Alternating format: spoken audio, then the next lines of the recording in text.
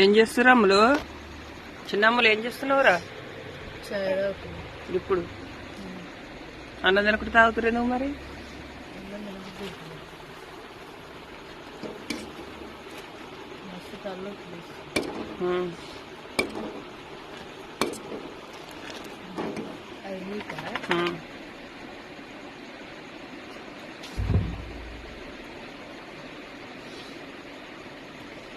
పిల్లలు అన్నం కూడా తింటలేరు అని చెప్పి బ్రెడ్ పాలైతే తెచ్చిండు, చాయ్ అయితే పెట్టి తాగుతున్నాను.